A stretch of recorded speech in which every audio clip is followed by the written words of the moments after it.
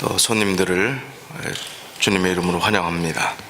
오늘은 하늘의 시민권이라는 제목으로 같이 은혜를 나누겠습니다. 빌립보서 3장 17절로 21절까지의 말씀을 제가 봉독하겠습니다. 형제들아, 너희는 함께 나를 본받으라. 그리고 너희가 우리를 본받은 것처럼 그와 같이 행하는 자들을 눈여겨보라. 내가 여러 번 너희에게 말하였거니와 이제도 눈물을 흘리며 말하노니 여러 사람들이 그리스도의 십자가의 원수로 행하느니라. 그들의 마침은 멸망이요 그들의 신은 배요 그 영광은 그들의 부끄러움에 있고 땅의 일을 생각하는 자라. 그러나 우리의 시민권은 하늘에 있는지라. 거기로부터 구원하는 자 곧 주 예수 그리스도를 기다리노니 그는 만물을 자기에게 복종하게 하실 수 있는 자의 역사로 우리의 낮은 몸을 자기 영광의 몸의 형체와 같이 변하게 하시리라. 여러분, 미국 시민권자십니까? 시민권 가지시면 한번 손 들어보십시오. 미국 시민권. 대부분 거의 90% 이상이 미국 시민권인데, 미국 시민권이 왜 좋습니까? 시민권자의 특권이 뭡니까? 여러분들이 생각하시는 미국 시민권이 요즘도 좋습니까? 요즘은 조금 관세를 받습니까? 미국 시민권자니까 들어오지 말라는 나라도 좀 있습니까? 미국 시민권보다 한국 시민권이 더 좋은 것 같아요. 요즘은요. 터키 성지순례를 갔는데 터키 공항에 내리니까 미국 시민권자는 이쪽으로 쓰고 한국 시민권은 이쪽으로 쓰는데, 한국 시민권자는 아무 비자 필요 없이 노비자로 그냥 나가요.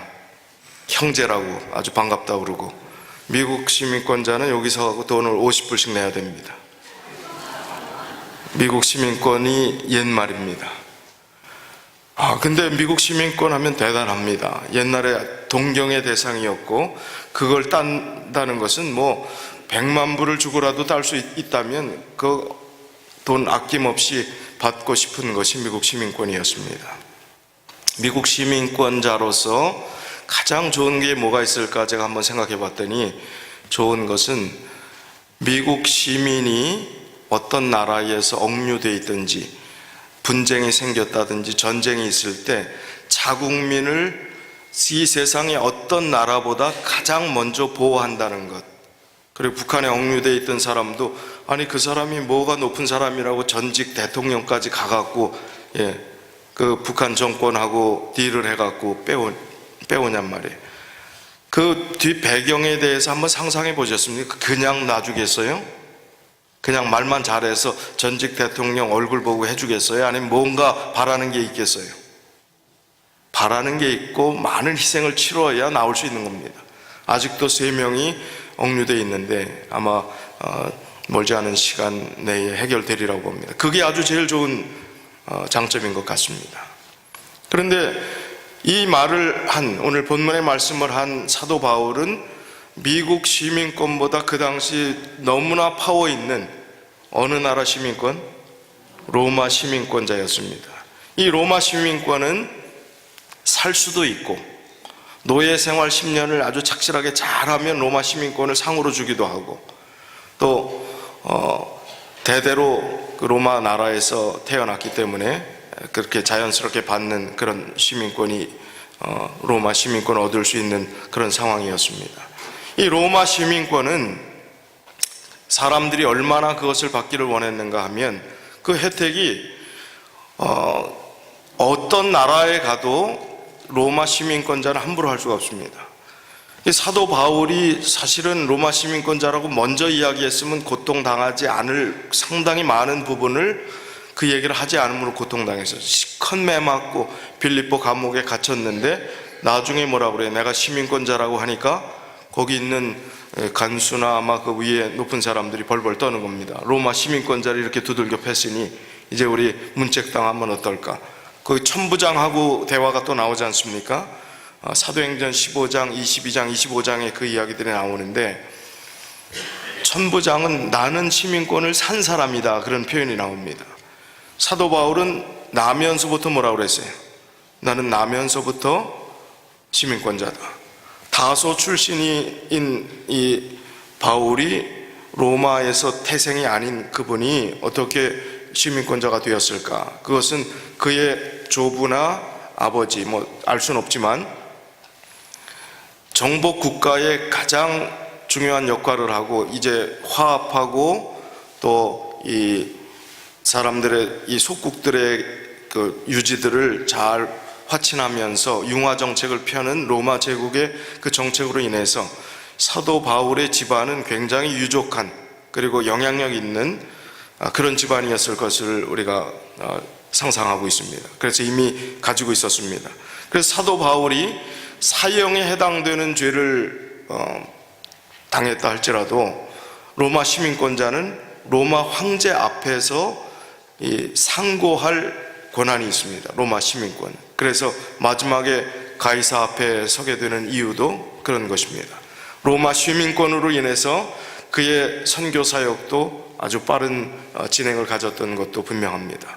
그런데 그 중요한 그 막강한 로마 시민권조차도 그는 이 세상의 모든 것이 예수 그리스도의 십자가 외에는 자랑할 것이 없고 모든 것이 배설물과 같다라고 표현할 정도면 그의 사상과 가치관이 하늘나라의 시민권이 얼마나 소중하고 얼마나 가치 있는 것이면 그런 표현을 했겠습니까? 이 로마 시민권이 얼마나 중요한지를 1세기 로마 정치가인 키케로는 이렇게 기술했습니다. 로마 시민을 결박하는 것은 범죄이고 채찍질하는 것은 악행이며 사형에 처하는 것은 존속살인, 즉 부모나 가까운 친족을 살해하는 것과 다름없다. 그 정도로 로마 시민권자를 함부로 할 수 없는 상황이었습니다. 이 사도 바울이 그럼에도 불구하고 하늘 시민권이 얼마나 소중한 것이면 그 모든 것이 다 의미가 없음을 이야기하면서 17절 오늘 본문의 말씀에 나를 본받으라 그렇게 이야기를 합니다. 어떻게 보면 사도 바울이 이제 이 정도 잘 믿으니까 나는 이 정도 믿으니까 너희가 나처럼 잘 믿어야 된다. 조금 자만에 빠진 이야기처럼 오해할 수 있어요. 사도 바울이 조금 교만한가? 자, 이 성경 구절을 잘못 이해하면 곤란합니다. 이 말씀은 너희도 내 인생의 가장 첫째 자리인 예수 그리스도로 인해서 내가 행복하고 이 세상 모든 것을 다 가지고 살아가는 이 사람처럼 내 생명을 아낌없이 줘도 하나도 아쉬울 것이 없는 그런 삶을 본받으라 이겁니다. 내 수준에 내가 이 정도 하니까 나를 본받으라는 이야기가 아니라 내가 믿는 예수, 사랑하는 그 마음을 너희도 본받으면 좋겠다. 그 뜻입니다. 그래서 사도 바울은 갈라디아서 6장 17절에 내가 내 몸에 예수 그리스도의 뭐를 가졌다? 흔적을 가졌다. 예수 그리스도의 흔적이 내 삶 가운데 있다. 그래서 너희도 나의 인생의 가장 첫째 자리인 예수님을 모시는 것처럼 내가 그렇게 모시는 것처럼 너희도 그런 선택을 꼭 하면 좋겠다 하는 의미입니다. 그런데 사람들은 이 사도 바울이 그렇게 간절히 원하는 그 하늘의 소망을 가지고 하늘 시민권을 가지고 살아가는 그 정신으로 살지 않는 것 같습니다. 사도 바울이 여러 번 강조합니다. 강조하고 정말 하나님 뜻 안에서 살기를 바라는 마음으로 지금 18절에 보니까 여러 번 너희에게 말했다 하는 표현을 합니다. 여러 번 말했다는 것은 그 말을 잘 듣는다는 얘기, 안 듣는다는 얘기. 잘 안 듣는다는 얘기입니다. 그 소망이 중요한데, 그 하늘나라가 중요한데 그 하늘에 대한 소망보다는 이 땅에 너무나 많은 관심과 이 땅에 너무 많은 비중을 가지고 살아가는 하늘나라에 별로 관심이 없는 그 백성들을 향해서, 사랑하는 교인들을 향해서 간절한 마음으로 여러 번 이야기합니다. 자, 지금은 여러 번 얘기해도 안 되니까 지금 어떤 표현이 나와요? 이제도 눈물을 흘리며 말하노니. 눈물을 흘리며 말하노니. 자, 지금 사도 바울이 이 자리에 설교를 하고 있다 생각하시고 여러분 한번 들으십시오. 내가 여러 번 너희에게 말하였거니와, 내가 오레곤 중앙교회 성도들에게 여러 번 말하였거니와, 이제도 눈물을 흘리며 말하노니. 사도 바울이 지금 그렇게 얘기한다고 생각해 보세요. 좀 열심히 믿어라. 정말 하나님 사랑해라. 하나님 위해서 헌신해라. 정말 내 이웃을 내 몸과 같이 사랑하라. 사도 바울이 지금 우리에게 그런 말을 하고 있다고 생각하고 내 자신을 좀 돌아보는 시간을 가지면 좋겠어요.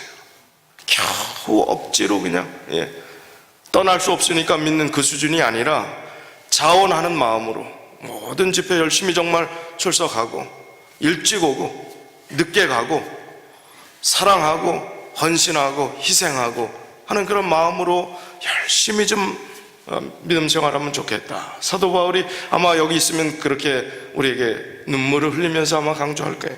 하늘의 소망이 더 중요한데 너희는 왜 이 땅에 그 일로 인해서 참 그렇게 힘들어하고 그렇게 고통당하고 그게 전부인 것처럼 낙담하고 사느냐. 하늘의 소망이 더 중요하다. 그것 때문에 너희가 넉넉히 이기는 삶을 살면 좋겠다. 사도 바울이 아마 그럴 것 같습니다. 눈물을 흘리며 말하는데 뭐가 사도 바울이 가장 가슴이 아파요? 여러 사람들이 그리스도의 십자가의 원수로 행하느니라.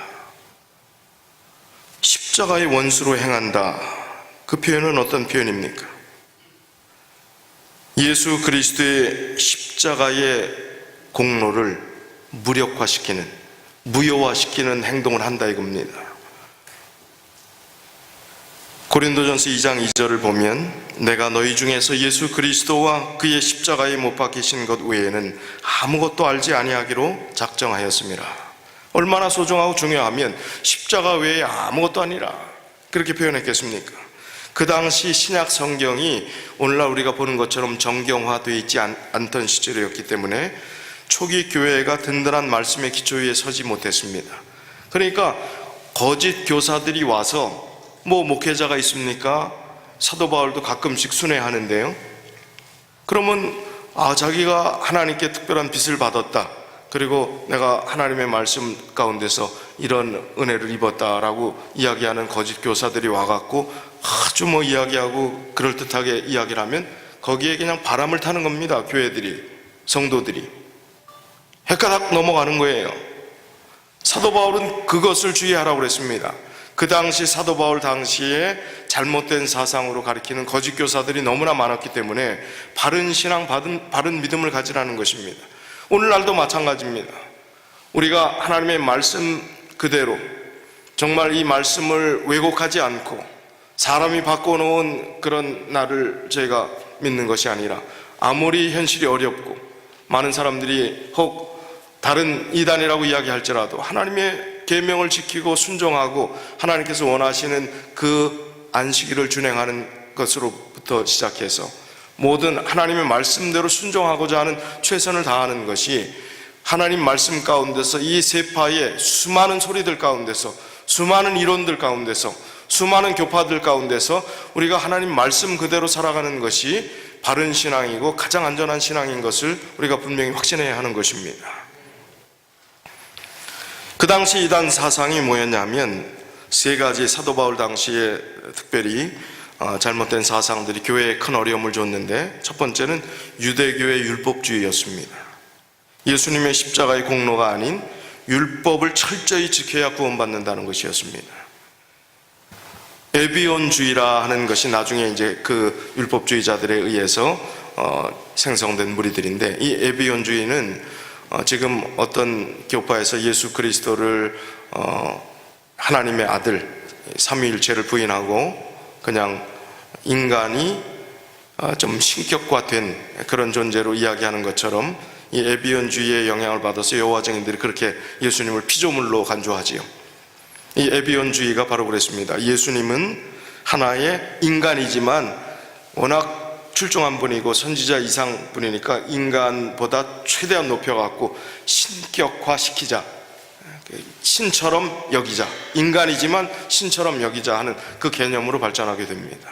그게 그 당시에 이단 사상으로 교회가 사도 바울 당시에 어려움을 당하던 부분이었습니다. 유대교의 율법주의가 그런 쪽으로 흘렀습니다. 두 번째, 헬라 철학과 이 동방의 이원론 사상이 자리를 잡았습니다. 그래서 오늘날 영혼에 관한 문제도 많은 개신교에서도 사람이 죽으면 바로 천당 가고 뭐 지옥 가고 이렇게 표현하는 그런 이원론의 개념이 어디에서 시작된 것이냐? 헬라 철학과 동방의 이원론 사상이 들어온 것입니다. 영지주의라는 이야기를 들어보셨죠? 이 영지주의가 바로 그 당시 아주 기승을 부리던 교회를 가장 어렵게 만들던 부분입니다. 그래서 곳곳에 신약 초대교회의 이 영지주의를 조심하라 하는 그런 얘기가 간접적으로 성경에 표현될 정도로요. 이 영지주의와 예수님의 인성을 받아들이지 않는 가현설은 예수님이 가짜로 나타났다는 겁니다. 영으로 나타났다는 겁니다. 예수님은 이렇게 이렇게 몸에다 손을 딱 넣으면 그냥 딱 통과가 된다는 거예요. 예수님이 물론 부활하신 이후에 문을 열지 않고 통과해서 가신 것은 있지만 예수님께서 십자가에 달려 돌아가시기 전까지는 인간의 육체 그대로, 인간의 몸 그대로 오시고 똑같이 목마르고 배고프고 피곤하고 아프고, 예수님도 아마 감기 걸리지 않으셨겠습니까? 인간의 동일한 모습을 가지고 오셨습니다. 그러나 이 가연설을 믿는 사람들은 예수님은 영으로 왔다는 것입니다. 그리고 예수님이 십자가에서 돌아가시지 않았다는 거예요. 가롯 유다나 구레네 시몬이 대신 죽었는데 그게 마치 예수인 것처럼 예수님께서 술수를 썼다는 거예요. 그게 가연설 믿는 사람들의 얘기입니다. 말이 안 되는 얘기를 어떻게 그렇게 믿느냐 말이에요. 여러분, 오늘날 종교가 말이 안 되는데 믿는 사람들이 있습니까? 신천지 교주라고 해갖고 자기가 다 모든 영광을 취하는 그런 종교들을 정말 한번 가보세요. 그런 교회 예배드리는 장면 유튜브로도 한번 보세요. 거기 좀 어리숙하고 정말 뭔가 좀 속된 표현으로 들떨어진 사람들만 앉아있는 것 같습니까? 반듯하고 깔끔한 넥타이 부대들이 쫙 앉아있어요. 젊은이들이 앉아있습니다. 그 사람들 서울대 출신도 있고 다 배울 만큼 배운 사람들이, 그런데 말도 안 되는 안상홍 이름으로 기도합니다라고 하는 거기에도 그런 사람들이 아주 수두룩하게 있습니다. 말도 안 되는 교리를 가지고 이야기하는데도 성경 외에 사람이 교주가 되고 하나님이 되는 그 자리에 통일교는 어떻습니까? 옛날 박대선 전도관은 어떻습니까? 말도 안 되는, 참 위대한 것 같아요, 한국 사람들. 문선명, 박태선 대단합니다. 이만희 통일교 그거 결혼하려고 그냥 신문 팔러 다니고 꽃 팔러 다니고 하는 거 보셨어요? 미국에서 그 멀쩡하게 생긴 젊은이들이, 미국 젊은이들이 대한민국에 한번 가는 게 그냥 평생 소원이 성지순례, 이 통일교 성지순례. 문선명이 죽으면 좀 나아질 줄 알았는데 여전히 건재합니다. 말도 안 되는 교리를 가지고 돼요. 이 정신과 물질에 관한 이원론이 플라톤의 영향을 받고 그런 철학의 영향을 가지고 그 당시 물질은 본래 악하고 영은 선하다고 주장하는 것이 그들의 본질입니다. 그래서 그 전제의 결과로 이 영지주의자들은 몸으로 행한 일들은 아무리 지독한 죄라도 실제 삶이 존재하는 영역이 아니기 때문에 그것은 아무런 의미가 없다고 이야기를 합니다. 몸으로 행한 모든 일들은 다 면제가 되는 거예요. 그래서 영지주의자들은 특정 소수에게만 알려져 있는 더 높은 진리, 곧 향상된 지식을 소유하고 있다고 스스로 주장하였습니다. 그래서 영지주의라 하는 것은 안다는 의미를 지닌 헬라어 단어 그노시스라는 그 단어에서 유래를 합니다. 더 많은 영적인 것을 안다 하는 것이 영지주의라는 것입니다. 그래서 그 지식은 성경에서 온 것이 아니라 높은 차원의 신비한 존재로부터 얻는다. 그래서 하나님보다 더 높고 깊은 지식을 소유하게 된다라고 가리키는 것이 영지주의였습니다.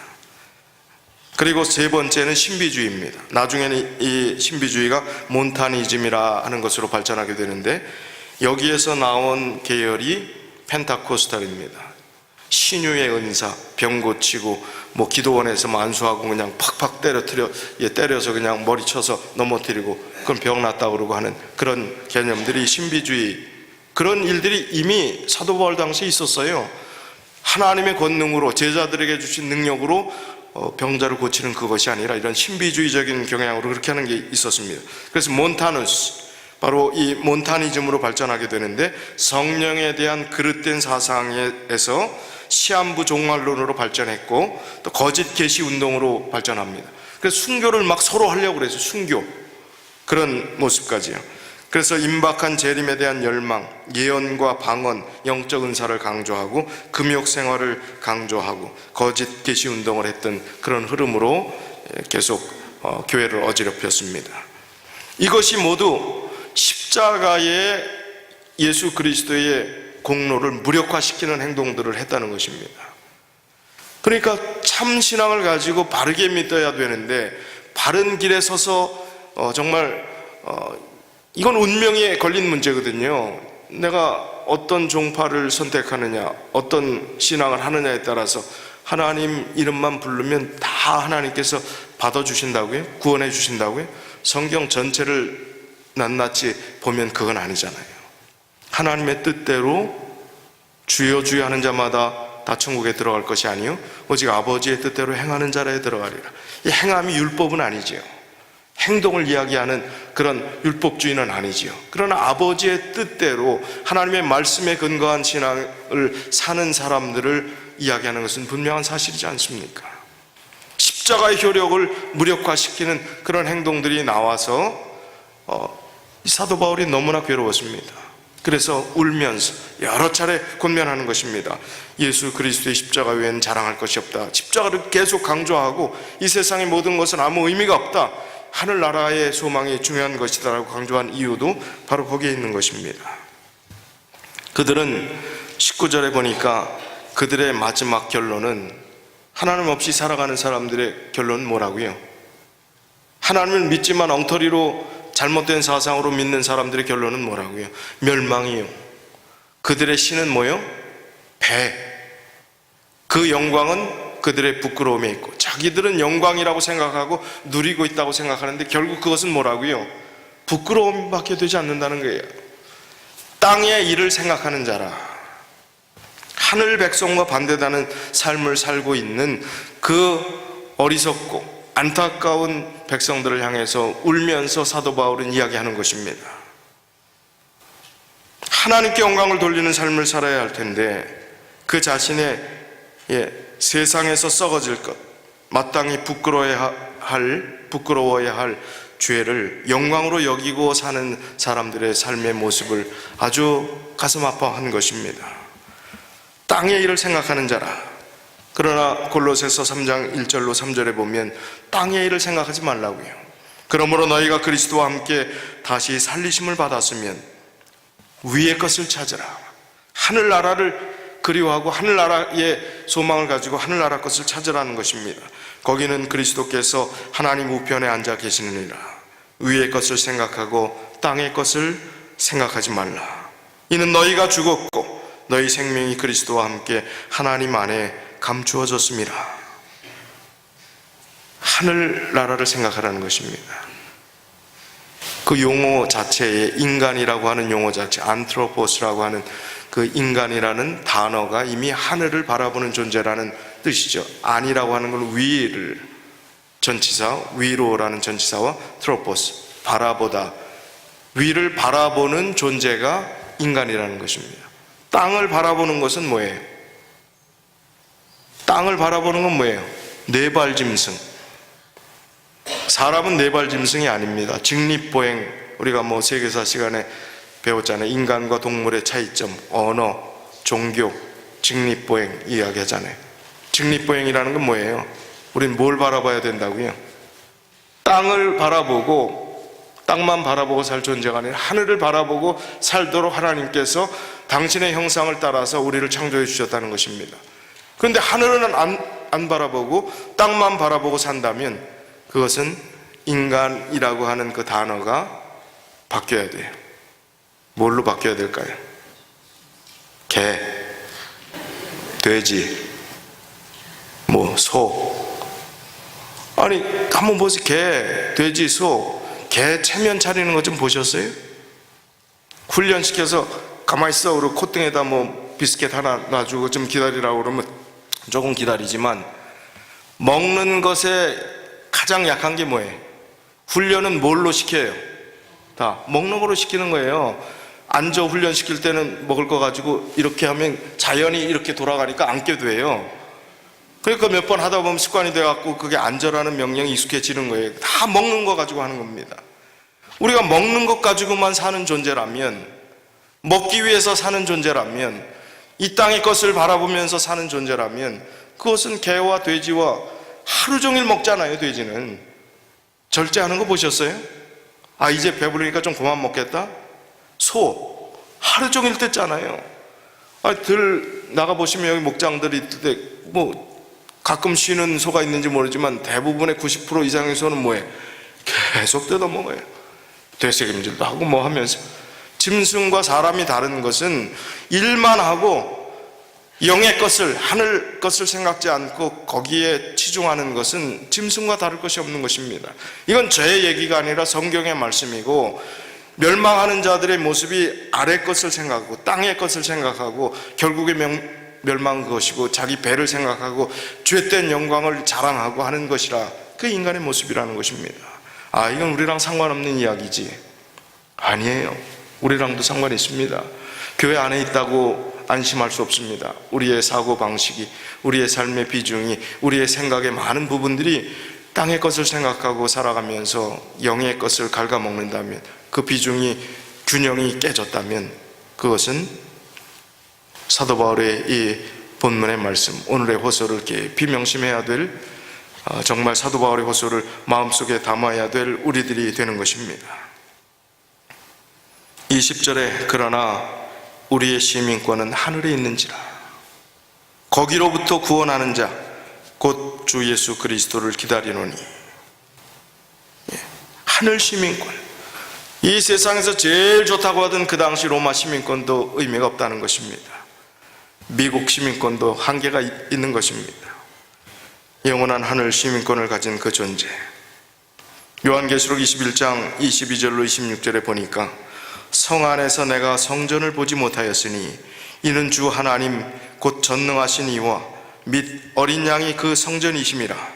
그 성은 해나 달의 비침이 쓸데없으니 이는 하나님의 영광이 비치고 어린 양이 그 등불이 되심이라. 만국이 그 빛 가운데로 다니고 땅의 왕들이 자기 영광을 가지고 그리로 들어가리라. 낮에 성문들을 도무지 닫지 아니하리니 거기에는 밤이 없음이라. 사람들이 만국의 영광과 존귀를 가지고 그리로 들어가겠고. 이 하늘나라의 참 이 찬란한 영광스러운 그 장면, 하늘나라의 소망을 두고 산 사람들이 하늘나라를 얼마나 그리워할까 한번 생각해 봤어요. 우리 오레곤 중앙교회 교우님들은 하늘나라를 얼마나 가고 싶어 할까, 얼마나 그리워할까, 얼마나 동경할까, 얼마나 소망할까.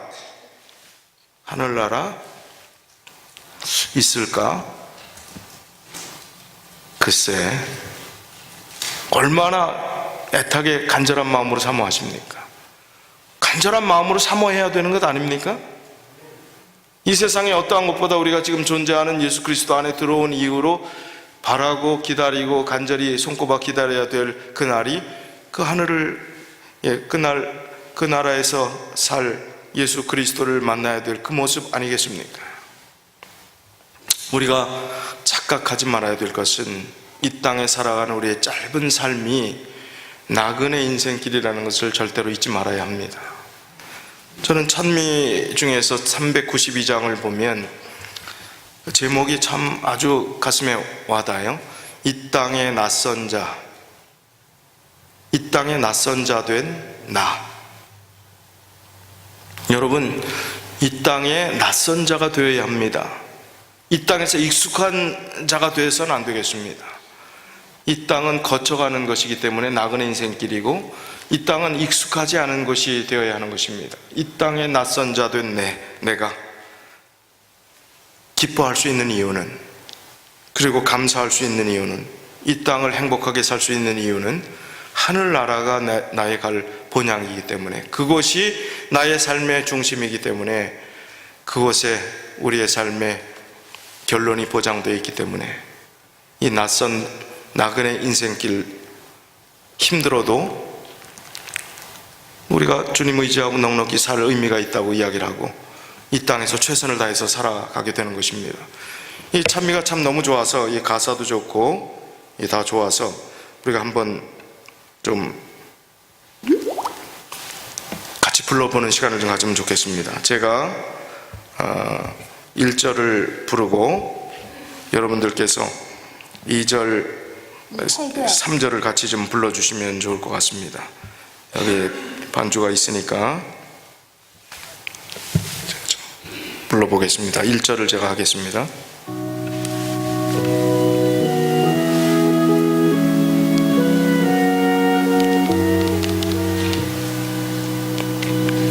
이 땅에 낯선 자 된 나 항상 기쁨은 내 주가 나를 기다리는 저 하늘집 바람이라. 저 아름다운 에덴 본향 저 하늘집 바람이라. 오 기쁘도다 주 얼굴 뵈니 영원히 주님 곁에 살게 되리라. 같이 하겠습니다. 2절. 이 땅에 나그네기 다 지나간 후에 저 하늘 깊은 혼인잔치나 그것에 참여하리. 저 어린 양의 혼인잔치나 그곳에 참여하리. 오 기쁘도다 주 얼굴 뵈니 영원히 주님 곁에 살게 되리라. 저 천사 노래소리 영원히 들리고 주 사랑하는 모든 성도 주 앞에서 찬송하리. 다 함께 기쁜 찬 불러 주 영원히 노래하리.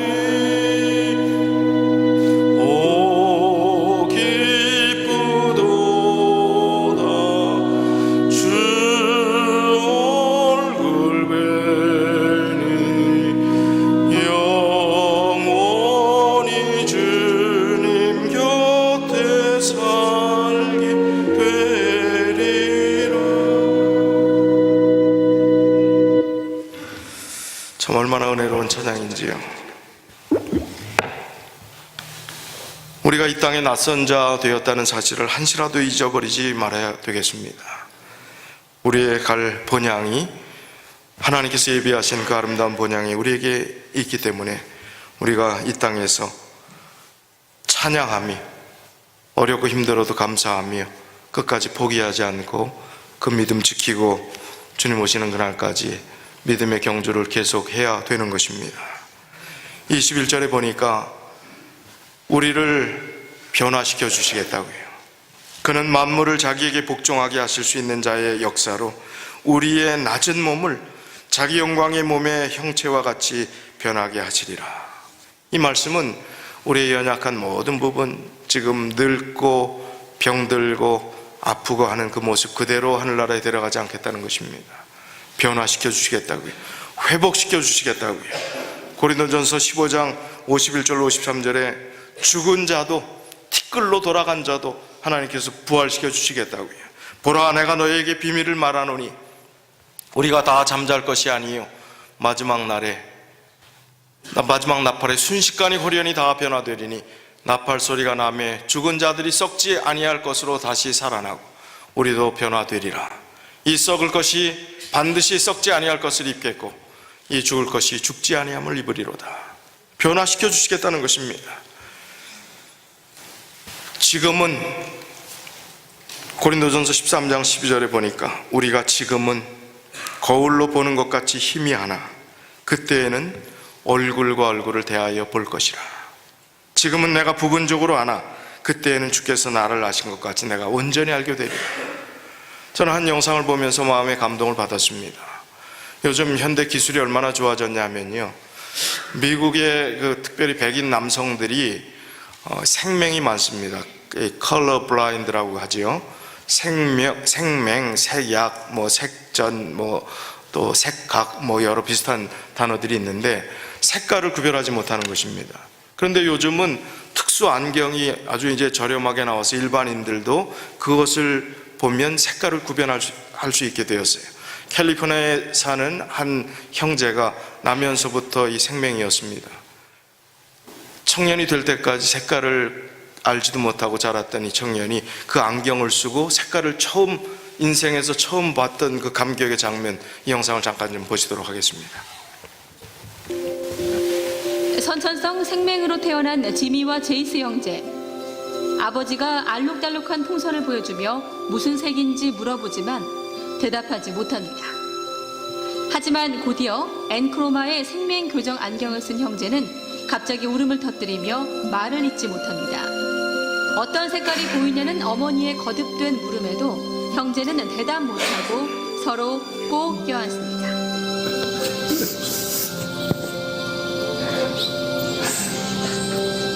So bright. So different. It'll train your brain. 형형색 색의 수건 색깔들을 정확히 구분해내는 형제의 모습에 지켜보던 가족도 눈물을 감추지 못합니다. 하늘 색깔, 티셔츠 무늬 색깔, 어머니의 눈동자 색깔 등을 태어나서 처음 보고 감격하는 형제의 모습은 수많은 네티즌들을 감동시켰습니다. 부모가 아들들의 잊지 못할 순간을 찍어서 유튜브에 올린 영상은 조회수 70만 건을 돌파했습니다. YTN 이광현입니다. 자, 지금 아들이 뭐라고 그랬어요? So different. 하늘나라에서 얼굴과 얼굴을 대하여 볼 그때 우리가 생맹처럼, 아니 아예 블라인드처럼 깜깜한 세상에서 예수님의 형상을 우리가 마음속으로만 그리고 또 희미하게 알았던 그 예수 그리스도, 우리를 위해서 돌아가신 그분의 모습을 배울 때 So different, 우리 마음의 감격이 지금 이 청년들보다 더하면 더하지 덜하지 않을 것입니다. 앞을 보지 못했던 사람이 특수 안경을 쓰고 앞을 보게 됐을 때, 아내의 얼굴을 보았을 때 감격하는 그 장면들이 지금 영상을 찾아보면 얼마든지 있습니다. 그날을 우리가 그리워하며 하늘의 시민권을 가진 자답게 사도 바울이 눈물로 호소하며 이 땅의 것보다 영원한 하늘의 사물을, 하늘나라를 그리워하면서 거기 합당한 시민으로 살자고 권면하신, 호소하신 그 권면을 따르고 순종하여 주님 오시는 그날에 주님의 모습을 아주 또렷하게 확실히 배울 수 있는 우리 모든 믿음의 가족들이 다 되시길 바라면서 오늘 말씀을 줄이겠습니다.